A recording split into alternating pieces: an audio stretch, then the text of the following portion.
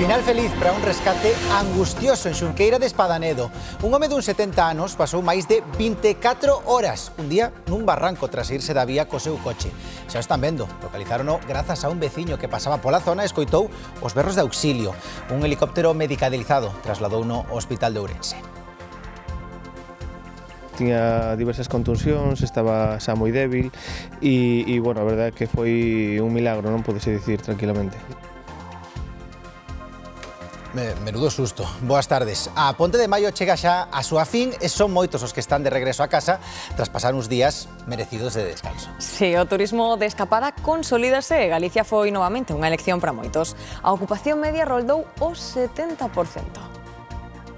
A ocupación en torno ao 65-70%. En canto aos destinos, pois principalmente destinos de interior, a Ribeira Sacra sempre ten un tirón moi especial.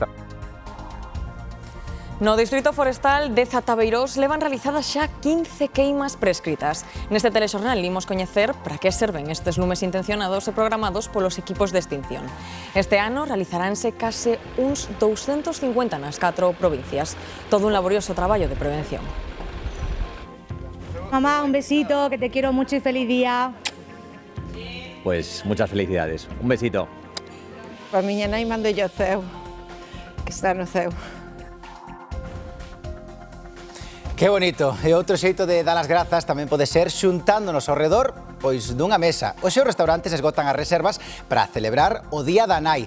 Desta hora, establecementos que están preparados para recibir os comensais, haberá tamén brinde seguro por todo alto e moitas máis recibindo un dos mellores agasallos a compañía dos seus seres queridos. ¡Ay, qué guapa!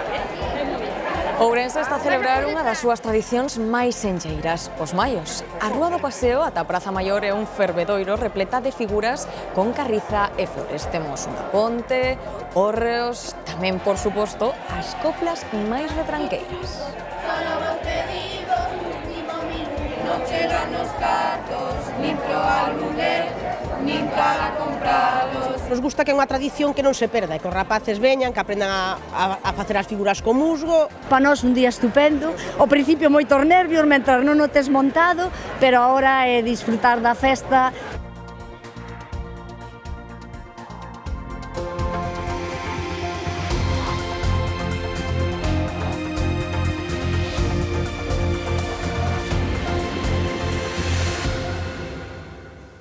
Comezamos. Os socialistas anuncian que presentarán iniciativas en toda España a favor da igualdade cidadá en contra do principio de prioridade nacional. Foi a través dun comunicado no que alertan que o pacto entre populares e Vox en Aragón e Extremadura é ilegal. Os populares exixenlle ao goberno de Sánchez que se centre en respostar dos seus problemas. Entre eles, dixo Feijóo nun acto da campaña en Xerez, o xuízo que desenvolve no Supremo pola compra de máscaras durante a pandemia. Mañá declara, por certo, Xosé Luis Ábalos. Son los hombres de Sánchez, son las personas que estaban en el corazón del poder de Sánchez. ¿Y de qué se ha hablado allí? Allí se ha hablado de comisiones y de mordidas. Allí se ha hablado del dinero que entraba y que salía de la sede del PSOE. Allí se ha hablado de abusos y de prácticas que dan vergüenza. O presidente Sánchez viaxa mañá a Armenia para asistir a un cumio europeo no que se debaterá sobre redes sociais e sobre a actualidade internacional. Estamos xa no día 66 da guerra dos Estados Unidos e Irán. A tregua continúa e tamén segue sobre a mesa a proposta de paz de Irán. Se onte o presidente Donald Trump aseguraba que esta non era satisfactoria, hoxe xa di que está aberto a analizala. Dende a Garda Revolucionaria iraní aseguran que Trump debe escoller entre un mal acordo con Irán ou unha operación imposible. Foi pouco antes de subir o Air Force One rumbo a Washington. Donald Trump aseguraba ante a prensa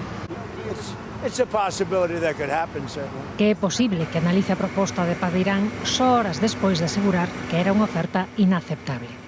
O plan do país persa pretende poñer fin á guerra en 30 días, a través de 9 puntos. Entre eles, o cese dos combates en todas as frontes e o desbloqueo do Estreito de Hormuz. Do programa nuclear non se fala. Algúns medios estadounidenses indican que Irán pretende que esta cuestión quede para unha segunda fase das negociacións. A Garda Revolucionaria tamén se pronunciou a este respecto e considera que Trump debe elixir entre unha operación imposible ou un mal acordo. E mentres a proposta segue sobre a mesa, Trump continúa ameazando a quen non o apoia na guerra. Así, esta madrugada elevaba o ton das súas advertencias contra Alemaña, asegurando que serán máis de 5.000 os efectivos estadounidenses que deixarán as bases ubicadas neste país, algo que terá un impacto económico relevante nas rexións onde están situadas. Ante un conflito que se prolonga, os mercados están moi pendentes de como evoluciona a situación en Oriente Medio. Hoxe, a OPEP anunciaba un aumento da produción de petróleo para compensar o peche do Estreito de Hormuz. A partir de xuño producirán 180.000 barrís máis cada día. Unha corte israelí prorroga 2 días a detención dos 2 activistas da flotilla detidos en augas internacionais próximas a Creta. Un deles é de orixe hispano-palestina. A Fiscalía pide xulgalos por supostos vínculos co terrorismo e colaboración con Hamas. Os abogados dos activistas denuncian malos tratos e irregularidades nos interrogatorios. Israel non recoñece esas acusacións. E Rusia ataca de novo o porto ucraíno de Ordesa e mata a 2 persoas. Para isto empregou máis de 160 drons. O sistema enerxético era tamén un dos obxectivos. Ademais dos danos persoais, os ataques deixaron importantes danos materiais. O presidente Zelensky condenou o ataque. E traxedia na India. A lo menos 9 persoas morreron no incendio dun edificio de 4 plantas ao oeste de Nova Delhi. Entre os falecidos hai 5 membros dunha mesma familia e un bebé. O lume comezou de noite mentres todos dormían. Hai aberta unha investigación para esclarecer o acontecido. Pero as primeiras hipóteses apuntan a un cortocircuito no aire acondicionado. As temperaturas acadaron estes días na India máis de 40 graus. E dende as 3 da mañá un amplo operativo trata de localizar a un supervivente tras o naufraxio dun barco. Trátase dunha embarcación con bandeira francesa na que viaxaba unha persoa. Un agónico rescate contra reloxo no que traballan de forma coordinada os helicópteros de salvamento marítimo, tanto de Asturias como de Galicia, e a Garda Civil co obxectivo de encontrar o antes posible o mariñeiro. Recibimos unha chamada en torno ás 6:30 que había un vehículo que se fora da vía por un terraplén dunhos 8 ou 10 metros e que había unha persona ferida. Máis de 24 horas atrapado nun barranco é o que viviu un home de 70 anos tras saírse, xa escoitaron, da vía co seu coche. Ocorreu no concello de Xunqueira de Espadanedo e, por sorte, rematou con final feliz. Puderon rescatalo e trasladalo ao hospital. Ímonos ata ali en directo. Alejandro Álvarez, tes máis datos. Sí, foi grazas a un veciño que paseaba por aquí o que escoitou os berros e puido mobilizar os servizos de emerxencia despois de que ese home levase 24 horas no fondo deste noiro que poden ver agora mesmo en directo. Segundo as primeiras informacións, este home saiu da súa casa a primeira hora da tarde do venres, non volveu, polo que a súa familia decidiu denunciar a súa desaparición. O que lle aconteceu foi que sufriu unha saída de vía co seu vehículo, despeñouse por este barranco de aproximadamente uns 8-10 metros e quedou atrapado e sen a posibilidade de pedir auxilio. Como ben decimos, un día despois foi ese veciño que pasaba por aquí o que escoitou os berros e mobilizou os servizos de emerxencia. Ata aquí desplazouse un amplo operativo conformado por medios como, por exemplo, os bombeiros de Maceda ou tamén un helicóptero medicalizado que trasladou a víctima de aproximadamente uns 70 anos ata o hospital onde se está a recuperar das súas feridas. Foi toda unha sorte, malia a aparatosidade deste incidente, que non houbese que lamentar danos persoais maiores. Pois estaba tirado no chan, na terra, moi mollado, estaba inmóvil, non se podía mover e, bueno, pois simplemente deu uns berros, por casualidade había unha persoa, un veciño da zona que estaba paseando por ali e escoitouno e, bueno, pois foi cando deu a alerta, non, os medios de emerxencia, ao 112. E os veciños do barrio do Pino en Ourense denuncian que levan case 3 meses en bus ao centro da cidade. Quéixanse de que dende mediados do mes de febreiro as liñas de Santa Cruz Cumial e Eiras Vedras Seixalbo omiten a parada de Torres do Pino. A causa deste cambio é o corte dun carril no túnel da Estrada Nacional debido ao risco de derrubamento dun muro. A Asociación de Veciños Santa Ana reclaman solucións e a volta inmediata de algún xeito do servizo. Pois a ver, aquí hai moita xente, ti toda esa xente que ves aí aos pés do monte, ven a coller o bus aquí, vale? Entón, teñen outro enlace para o coller o bus, pero é no fondo, na que ven para o lado de Vigo, vale? Pero é que hai xente con pouca mobilidade, hai persoas invidentes, hai xente con muletas, hai xente operada, que non podo permitir iso. Na parroquia de Lourizán, en Pontevedra, padecen anegamentos cada vez que chove. Os residentes culpan o mal estado das canalizacións e a falta de limpeza e traballos de mantemento. Lamentan que todas as administracións implicadas eludan as súas responsabilidades. Residentes nesta rúa da parroquia pontevedresa de Lourizán viven pendentes de se choverá ou non. Este ano levan unha dúcia de inundacións, a última o martes pasado. Desbordáronse os sumidoiros e iso que a intensidade da precipitación dis que foi de 8 litros nunha hora. De decembro hasta máis ou menos carnavales foron como unha 11 inundacións. Esta semana choveu un pouco, todo de repente, e volveuse a inundar.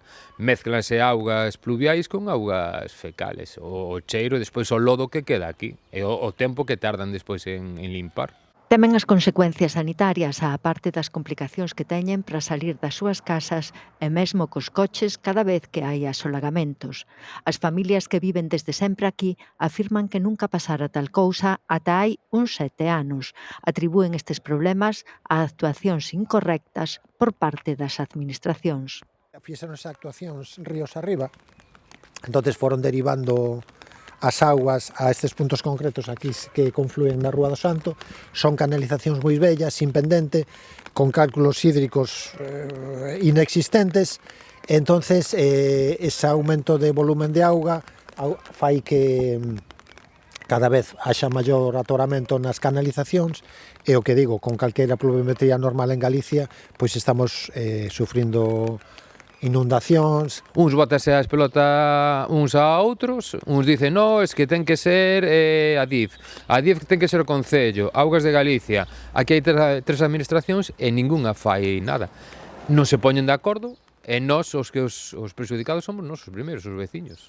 Algúns teñen presentadas reclamacións patrimoniais no xulgado do contencioso administrativo de Pontevedra para que lles compensen polos danos que están sufrindo. A Ponte de Maio remata e a ocupación media en Galicia roldou o 70%. Entre os destinos máis demandados estiveron as cidades, a Ribeira Sacra e a Costa da Morte. Este é o último día de descanso para moitos nesta Ponte de Maio. Algúns aproveitan aínda o domingo e moitos xa están pensando no regreso. A grande afluencia de turistas e visitantes deixouse sentir en toda Galicia. Estuvimos en Pontevedra, después fuimos a Vigo desde Pontevedra, vinimos ayer a Santiago, estuvimos probando el pulpo y las vieiras. Hay muchísimo ambiente, hoy es domingo y está lleno de peregrinos y de gente y fabuloso. A ocupación media nesta Ponte de Maio nos establecementos hostaleiros estivo entre o 65 e o 70%. En canto aos destinos, pois principalmente destinos de interior. A Ribeira Sacra sempre ten un tirón moi especial, tamén está ás portas de ser declarada Patrimonio da Humanidade, a ver si temos suerte con esa candidatura, pero sí que se notou moito a incidencia de turistas na Ribeira Sacra. Outras zonas tamén como a Coruña, Santiago, Pontevedra tamén tuveron éxito no canto a turistas se refire, e despois a Mariña Lucense e a Costa da Morte. O turismo de escapada consolídase, a estadía complementana con visitas ás cidades, con rutas na natureza ou paseos pola costa. Venimos de Valencia e hemos venido a pasar unos 8 días. Tinha alguma curiosidade para fazer este trajeto entre a zona de Vigo, Santiago de Compostela e Coruña. Sobre todo o turismo da propia comunidade, moito turismo da propia comunidade de Madrid, e turismo que está a 2 ou 3 horas en coche. Tamén había moita xente da zona de Cantabria e de Asturias visitándonos. O sector espera xa a temporada estival con moi boas expectativas. Continuamos agora na comunidade e contámoslles que dentro do Plan de Prevención e Defensa contra os Incendios Forestais, un dos traballos máis importantes, sen dúbida ninguna, son as queimas prescritas. Sí, lumes programados baixo unhas condicións moi rigorosas polo persoal de extinción. Este ano prevese realizar queimas controladas en 244 parcelas das 4 provincias, case unhas 2.000 hectáreas de terreo en total. E iso de feito Antía é máis superficie que o ano pasado. Raquel Gandoi estivo nun distrito forestal onde xa levan efectuadas 15 queimas. Este Monte Seixo na Serra do Cando é unha das oficinas dos axentes ambientais deste distrito de Tabeirós, o número 16 de Galicia. Esta terra queimada atrás de min é froito dunha queima prescrita e, polo tanto, planificada dende o coñecemento. Aquí estiveron os axentes cos seus queimadores en marzo, pero hoxe a vida verde volve a rebrotar. Unha queima técnica prescrita non é un lume que estrague a terra e os seus nutrientes, é unha ferramenta de coidado dos montes e da loita contra os incendios. Paralelamente, outros equipos ambientais traballan nos outros 3 distritos de Pontevedra planificando e levando a cabo as súas propias queimas. Un mes e pico. Foi pouco antes do período este de Nordés, que viu fai 3 semanas, algo así. Subimos polo Monte do Cando coa xefa do distrito 16 e un dos axentes ambientais para ver o resultado dunha queima prescrita, que é un lume afalado e controlado polos axentes, programado en varias parcelas, neste caso, en base a unha estrategia de defensa de núcleos poboacionais. Unha queima prescrita non é un pequeno incendio provocado, senón lapas que queiman sen estragar o terreo ao tempo que dificultan o avance doutros lumes. Moito traballo de campo, vense a visitar a zona, valórase o que se ten que queimar e o que non, realízanse parcelas para facer unhas unidades de queima máis pequenas. Queremos queimar, pero dentro de unhas condicións meteorolóxicas que nos deixen coidar o chan sobre todo, que non xa problemas logo de erosión, que non teñamos problemas coa terra, para non haber escorrentías, eso, que sea ecolóxicamente beneficiosa. Por eso se chaman queimas prescritas, porque se fan baixo unha prescripción técnica, o sea, se fijan uns parámetros moi estritos e moi meticulosos para que non se faga dano ao suelo, para que a vegetación poda seguir existindo. Entonces esa diferencia é unha ferramenta, ao final utilizamos unha ferramenta que é o lume, unha ferramenta de xestión, pero o que non estamos facendo son incendios. Nos incendios se provoca moito dano no suelo, na vegetación e no territorio. As casas deste lugar de Cernadelo ou Fontegrande na parroquia de Santa Mariña de Presqueiras están protexidas hoxe dos lumes que poden vir mañá grazas ás queimas prescritas como a un medicamento por quen sabe e ten coñecementos técnicos. Pois entre 1 a 2 veces a semana normalmente tomamos peixe. Aleatoriamente, casi. Un par de veces por semana. Porque é saudable e sobre todo porque nos gusta. Hai unha realidade que amosan os datos dende hai unha década, o descenso no consumo de peixe. Con todo, os galegos somos os segundos de España que máis o comemos. Roldamos os 23 kilos por persoa ao ano, aínda que esta cifra tamén é a máis baixa dos últimos anos. A tendencia está clara por idades. Os maiores de 40 consumen máis peixe fresco e os menores buscan produtos máis rápidos, conxelados ou rebozados. Pero tamén temos un que si aumenta a súa inxesta: as conservas. Aquí destaca sobre todo o atún. E volvemos agora á rúa para comprobar se continuamos incluindo peixe na nosa dieta. Pois entre 1 a 2 veces a semana normalmente tomamos peixe. Porque é saudable e sobre todo porque nos gusta. Ademais, vamos, pero... Pois 2 días a semana ou 1. Pois sí, obligatoriamente, casi. Un par de veces por semana. O consumo regular de peixe fresco é vital para unha nutrición xa equilibrada e sostible, pero estáse a reducir nos últimos anos. Para incentivar unha alimentación saudable, a Xunta desenvolve campañas como Pesca Saúde. O proxecto Pesca Saúde é un proxecto que pon o foco no beneficio que ten para a nosa saúde e para o noso benestar o consumo de peixe fresco, o consumo de produto fresco do noso mar. De feito, o seu lema define e resume perfectamente a súa filosofía: o noso mar faiche ben. Unha campaña que comprende unha grande variedade de actividades dende xornadas técnicas a demostracións de cociña ou mesas informativas nos centros de saúde en que se explican os beneficios que aporta o consumo de peixe e marisco, e todos os que participan nas actividades reciben un vale de desconto. Son vales que poden canxear nas máis de 100 peixerías que están adheridas á campaña, que contan co distintivo Pesca Saúde. Estes vales canxeanse por produto fresco, por peixe fresco. Unha campaña que forma parte da estrategia do Goberno galego para fomentar o consumo de peixe, unha estrategia en que se enmarca tamén a reivindicación ao Goberno central para que se reduza o IVA de peixe e marisco. Durante todo 2026 a Armada conmemora o 5º centenario do nacemento de Álvaro de Bazán e Guzmán, o almirante invicto considerado unha das grandes figuras da estratexia naval na Europa do século XVI. O calendario de actividades é moi amplo e no Arsenal de Ferrol inclúe a posibilidade de visitar a fragata que leva o nome do mariño granadino. A primeira das fragatas da serie F-100 está en activo desde 2002. Foi o primeiro buque de guerra europeo dotado cun radar capaz de detectar aeronaves nun radio de 500 km. Aínda que está especialmente deseñado para a defensa antiaérea, é un buque multipropósito que sorprende a quen o visita. Impresiona o grande que é, e como vai todo adentro, todo tan compactado, e claro, é un pouco un mundo desconocido para nós. A parte tecnolóxica que comentaban dos radares que están moi avanzados a nivel mundial, que impresionante, a verdade. Como aproveitan todo o espacio, para nós que estamos acostumbrados a ter todo por aí ciscao, ver como está todo aquí ben ordenadiño e tal, que, bueno, supoño que será fundamental para eles. A Álvaro de Bazán está de portas abertas no Arsenal de Ferrol. É unha boa oportunidade para descubrir a historia da fragata e tamén a do almirante que lle dá nome, protagonista dun longo historial de combates con pleno de vitorias no século XVI. Entre os que xa subiron a bordo, familiares da dotación e de futuros mariños.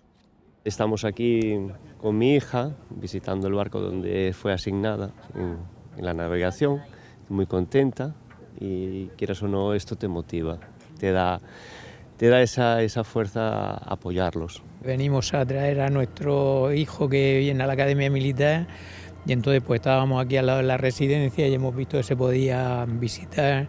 Tenemos familias que están en otros barcos, en Cartagena, en el submarino y demás, y la verdad es que es una experiencia, y el barco, el Álvaro Bazán, la fragata, es chulísima. As visitas á fragata enmárcanse na xornada histórica da Armada dentro do programa que conmemora o 5º centenario do nacemento de Álvaro de Bazán. Mamá, un besito, que te quiero mucho y feliz día. Mamá, que te quiero mucho, que ha sido hasta ahora una madre ejemplar, y que, como todas las mujeres de España y de Galicia, pues muchas felicidades. Un besito. A miña nai mando yo ceo, que está no ceo. Un bico moi grande para todas as nais e parabéns, mamá. Moitos parabéns, mamá, que de feito seguro que desta hora xa está abrindo os agasallos. Sí, porque é o seu día e hai agasallos clásicos que non fallan. As flores son un deles. Unha maneira natural de agradecerlles ás nais non só que nos trouxesen a este mundo, senón tamén a dedicación e a crianza que nos deron. Cambian os estilos dos ramos ou as variedades escollidas, pero a esencia das flores e das plantas mantense. En cada ramo elaborado pro día de hoxe hai unha mensaxe de cariño, agradecemento e vida compartida. E para aqueles que hoxe non poden xuntarse coas nais, é un deses envíos que permiten seguir estando dende a distancia.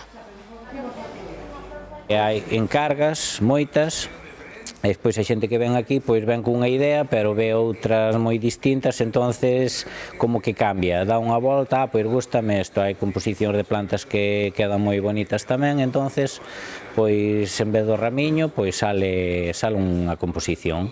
Flor todo natural, todo, girasoles, hortensias, margarita, os tulipáns que chaman moito a atención, bueno, hai as peonías que están todas super bonitas, bueno, hai onde escoller. E outra forma de agradecerlle a nosa nai todo o que fai por nós é tamén estar ao seu carón. Hoxe outra imaxe son as mesas cheas, familias reunidas e restaurantes o completo. Porque o Día da Nai Antía convértese tamén nunha das xornadas máis especiais do ano, tamén, como dicimos, para a hostalaría, cun ambiente marcado polos encontros, os brindes e as ganas de celebrar. Así que ímonos en directo ata un restaurante con Iria Soengas. Sí, porque, como dicíades, é un día para celebrar en familia e para que ninguén teña que traballar, moitos optan por sair comer fora. Desta hora xa os comedores dos restaurantes están ateigados e que os establecementos levan días recollendo reservas. De feito, pros menos previsores atopar hoxe unha mesa libre, misión prácticamente imposible, que este é un dos días máis fortes pros restaurantes e mesmo moitos establecementos que habitualmente pechan os domingos abriron hoxe as portas para responder á alta alta demanda. Importa menos o menú que a compañía, porque do que se trata é de renderlle unha máis que merecida homenaxe a todas as nais.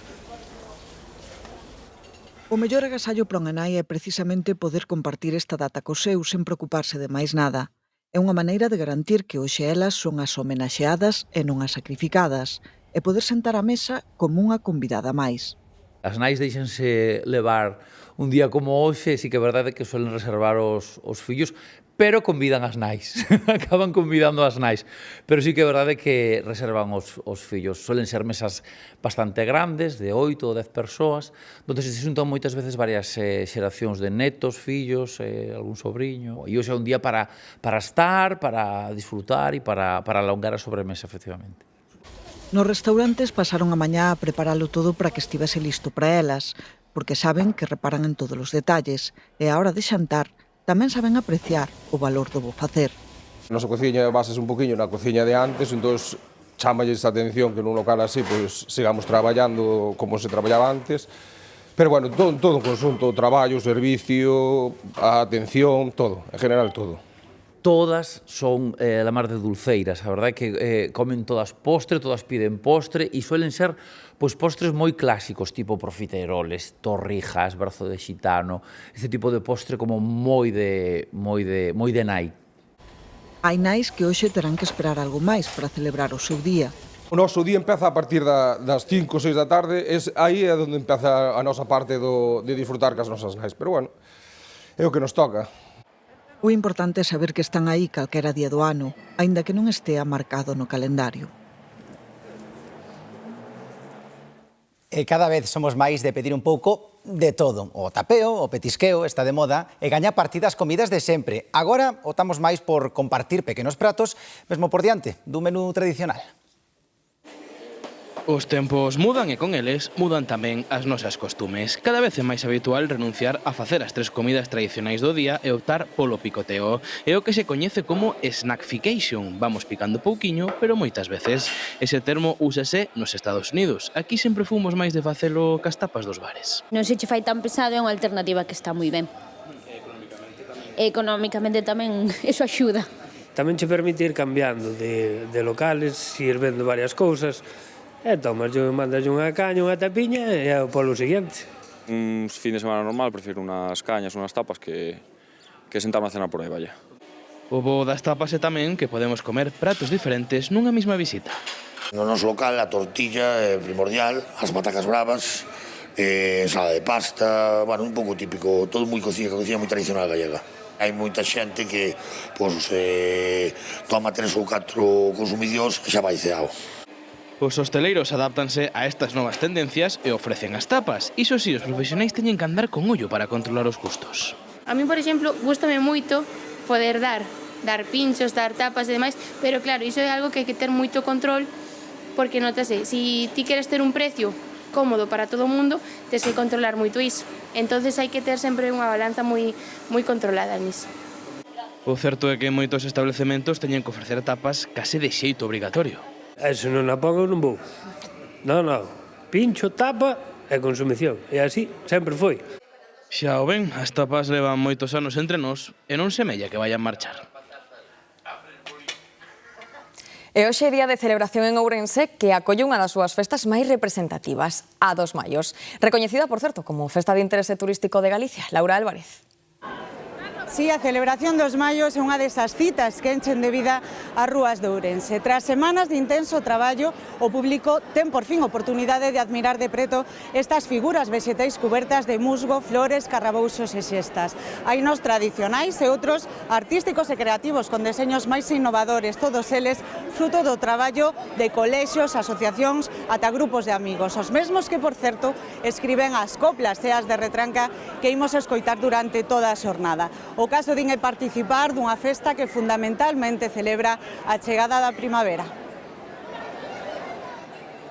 Ante a ameaza de chuvia houbo que poñer os mallos a cuberto, as cores levábanos a tonoso rural. Era un motivo para que todas nos xuntemos, pois varios días a semana, xuntábanos todas e quedábamos para tecer e para facelo. Certo que hoxe a creatividade non falta tampouco as gañas de ser parte da festa. Nos gusta que é unha tradición que non se perda, que os rapaces veñan, que aprendan a facer as figuras co musgo, o que recaudemos axudanos para as cousas deportivas, e os rapaces pasano ben, nós tamén, é un día de festa. E hai cosas que son moi sencillas, pero moi creativas, moi bonitas. En esta benvida primavera non poden faltar as flores. Que como é algo moi típico, e tamén é típico da nosa zona de Celanova, e como é feito todo camán, pois a xente gustanlles. Levamos vendido moitísimas, sí. Maios e coplas comparten protagonismo na xornada de hoxe. Imos de ser pouso a nosa xeración, vai manter moi viva esta tradición. Este maio marcha o noso desexo, un mundo máis injusto, grazas aos colexios. Porque os maios falan tamén do que pasou e do que pasa. O material está collido no monte, na zona de Laza, foi un lume que veu desde Oimbra. É a forma de representar, os maios representan a benvida a primavera e Ourense está queimado. A Ponte Romana, esa que ata onte era un segredo, dalle a benvida aos visitantes na Praza Maior. Cando empezas a ver que todo o mundo se saca fotos e aquí ao rededor e che dá noraboa, é boa señal. Estando en Ourense hai unha figura que non podía faltar. O noso primeiro ano estamos super emocionados de estar aquí. A verdad que non esperábamos esta acollida e tal, foi un éxito. Nen sequera a chuvia foi quen destragar a festa que hoxe se prolonga en Ourense durante toda a xornada.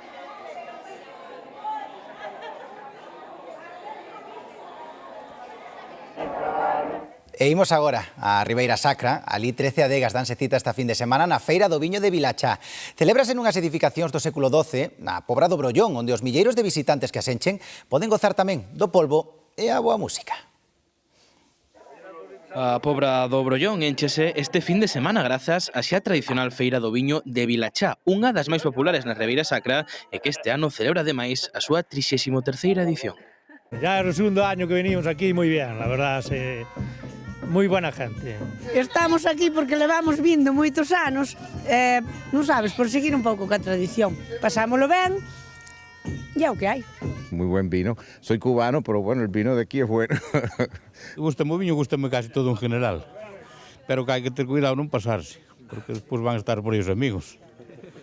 En total son 13 adegas e colócanse en edificacións que datan do século XII. Unha ocasión de luxo tamén para eles que poden ensinar ao público o seu produto.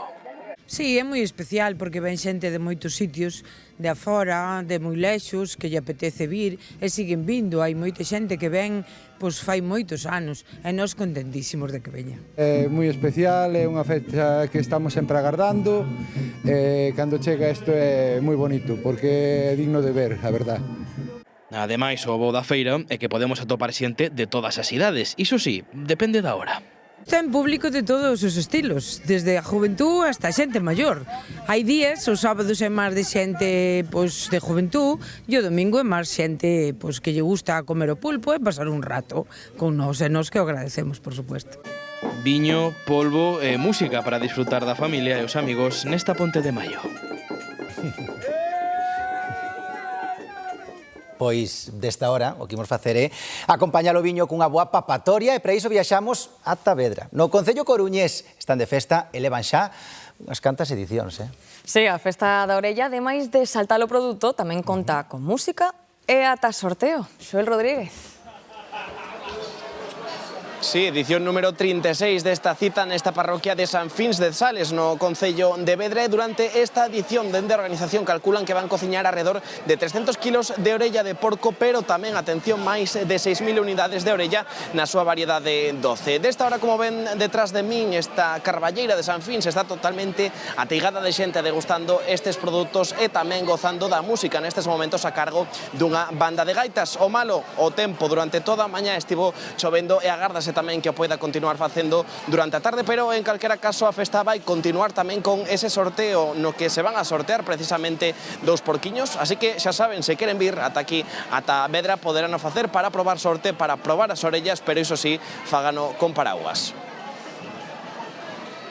Hoxe temos 350 kilos. Buenísima. Eu son de aquí, de cerca. Este ano teño que decir que está moi rica. Evidente, hoxe é a preparación. E nada máis, botalle aceite picante, nada máis. Botas fariña, ovos, varios ovos, depende do que sea, É un pouco de anís. Acabamos de chegar a orella esta, a do porco, claro. A miña non, a do porco. Ben, e imos coñecer agora unha palilleira de Muxía que leva toda a vida facendo encaixe. Lucita Figueroa, agora, nunha publicación nas redes sociais, converteuna en famosa na internet. Roza os 4 millóns de visualizacións, atendan.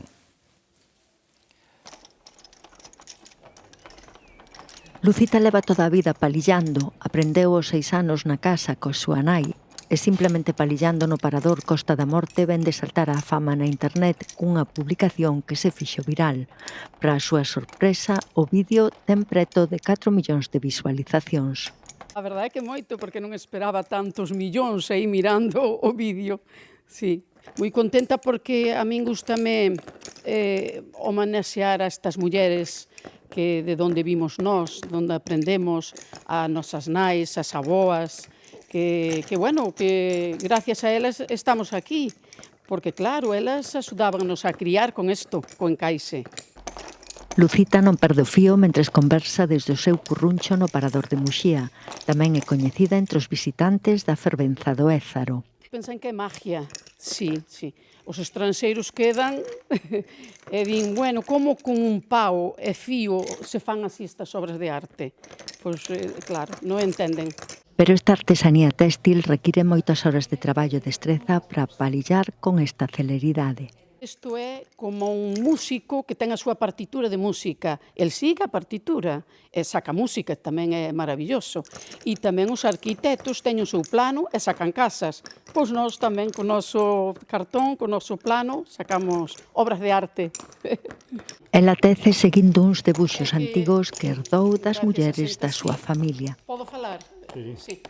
Gracias a ser Lo que más me hace gracia es el humor sarcástico, es el de mi familia, de mis hermanos. Yo me río mucho con mis hijas, con el día a día y con los niños. Lo que sale inmediato, o sea, lo espontáneo, suele ser lo más gracioso. Todo tipo de chistes. Los sarcásticos también me gustan mucho. Amigo meu, home.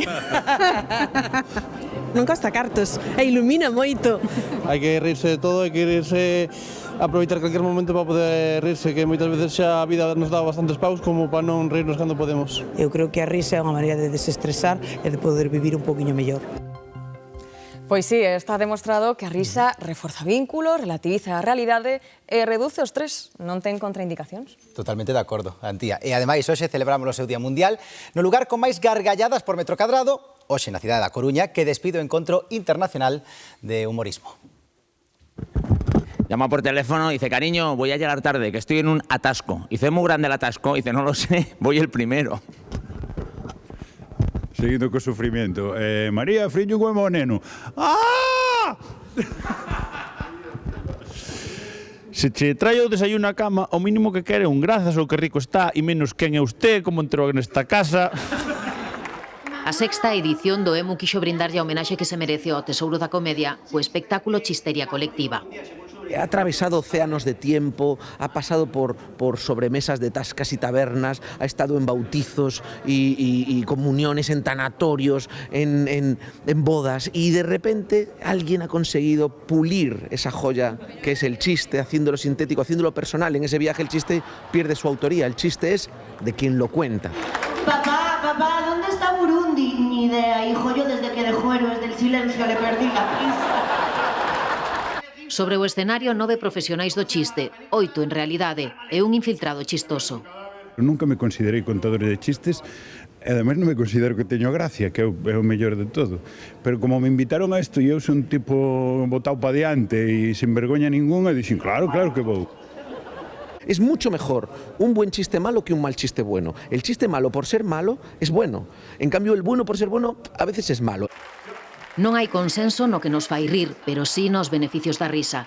Cada gargallada é unha dose de saúde que proporciona alivio mental e emocional, porque cando rimos liberamos dopamina e endorfinas que alimentan a felicidade.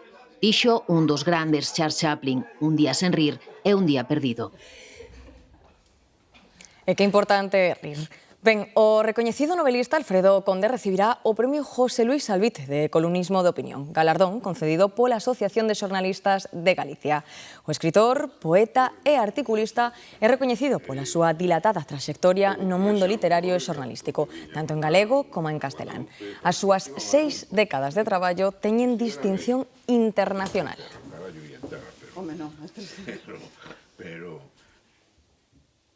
Ben, ata aquí este Telexornal Mediodía. Grazas por acompañarnos un día máis. Moitas grazas por estaren aí. Parabéns a todas as nais. A rir moito e agora tamén moi pendentes dos deportes porque está xogando o Celta, Irene. Sí, partido en Balaídos que está agora no tempo de descanso. Vence o Celta o Elxe por 2-0 con goles de Hugo Álvarez e Iago Aspas. Unha pausa, estamos de volta coa actualidade deportiva deste domingo.